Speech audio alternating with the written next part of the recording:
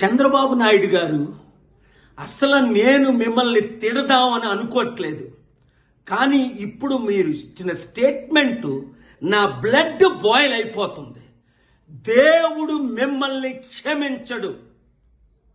Steel plant విషయంలో మీరు compromise అయిపోయి 1,00,000 కోట్లు తీసుకున్నారా, 50,000 కోట్లు తీసుకున్నారా?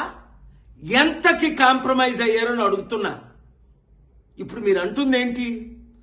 సెంటిమెంట్ అని అనకండి, మనకెవరు సపోర్ట్ చేయరు అంటే అర్థమేంటి?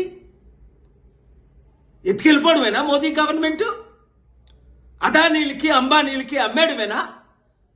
8,00,000 కోట్ల విలువైన స్టీల్ ప్లాంట్ని మీ 3 పార్టీలు అమ్మిస్తే ఏప్రిల్ 25ని ఏపీ హైకోర్టుకి వెళ్ళి జడ్జి శేషయ్య గారు ముందు ఆర్గ్యూ చేసి స్టేటస్ కో తీసుకొచ్చాను అమ్మకుంటా. ఇప్పుడు సీక్రెట్ గా అమ్మడానికి మీరు గ్రీన్ సిగ్నల్ ఇచ్చినట్టేనా? ఎలక్షన్ ముందేమన్నారు? స్టీల్ ప్లాంట్ ని కాపాడుకుందామని 100 సార్లు అన్నారు. ఇప్పుడేమంటున్నారు? సెంటిమెంట్ అని రోజు అనకూడదు, అంటే అమ్మి పడేయండి అని. మీకు వస్తున్న లాభం ఏంటి? ప్రజలు ప్రశ్నిస్తుంది. మీకు ఎంత డీల్ సెటిల్ అయింది? ఒక్క స్టీల్ ప్లాంట్ ఆదాయమే మన ఆంధ్రప్రదేశ్ అప్పుని 10 సంవత్సరాల్లో తీర్చుతుంది. లేదా అమ్మేద్దామా? 8,00,000 కోట్లకి నేను బేరం పెడతాను. 33,000 ఎకరాలు మొత్తం, ఎకరం 30 కోట్లు, 9,00,000 కోట్లు విలువైనది. ఏంటిది?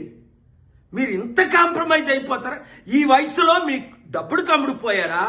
లేదా జైల్లో పెడతారని అమ్ముడుపోయారా? లేదా మీ కొడుకు మంచి భవిష్యత్తు ఇద్దామని అమ్ముడుపోయారా? లేదా ఏడి పవన్ కళ్యాణ్ ఏం చేస్తున్నారు? ఎంతకాలం మా విశాఖ ప్రజల్ని మీరు మోసం చేస్తారు? అంటే విశాఖపట్నాన్ని ప్రేమ లేక, మీరు రాయలసీమలో పుట్టి పెరిగినందుక? నాకు ఊహకు అతీతంగా ఉంది. నేను ప్రార్థిస్తాను, మీడియా మిత్రులారా, ప్రతి తెలుగు వాడికి ఈ వీడియో చేరినంత వరకు దీన్ని పబ్లిష్ చేయండి, వైరల్ చేయండి. చాలా సీరియస్ అయిపోయింది. స్టీల్ ప్లాంట్ నా మీద ఒత్తిడి వస్తుంది, స్టే వెకేట్ చేయను. ప్రాణమైనా పెడతా, ఫైట్ చేస్తా. ప్రత్యేక హోదా తెచ్చుకుందాం, స్టీల్ ప్లాంట్ ని కాపాడుకుందాం. ఆంధ్రప్రదేశ్ని, తెలుగు సత్తాని, తెలంగాణ మొత్తం ఏకమైపోదాం.